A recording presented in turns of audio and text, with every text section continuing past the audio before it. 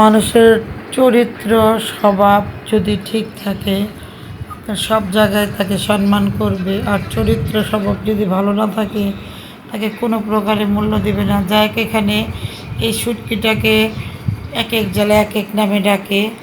যাই হোক, এই শুটকিটা খেতে অনেকটাই মজা। প্রথমে পেঁয়াজ, রসুন, স্বাদ মতো লবণ, হলুদ, মরিচ দিয়ে ভালো করে তেল দিয়ে বলকিয়ে নিব। যখন বলকটা উঠিয়ে যাবে, ভালো করে ফুটে যাবে, তখন শুটকিগুলো দিয়ে দেবো। শুটকিগুলো দিয়ে সুন্দর করে নেড়েচেড়ে নিব। যে ধরনের একটা গ্রান বেড়েছে, যদি কাঁচা থাকতে বুঝতে পারতেন। এখন এই চিকন বেগুন দিয়ে আমি শুটকিটা রান্না করে নিব।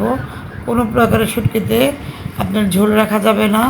সুন্দর করে এখন নেড়েচেড়ে ভালো করে রান্না করে নামিয়ে নিব। নামানোর আগ দিয়ে বেশি করে আপনার ধনিয়া পাতা দিয়ে নামিয়ে নিবে। এভাবে করে কে কে শুটকি তরকারি খেয়েছেন কমেন্টে জানাবেন।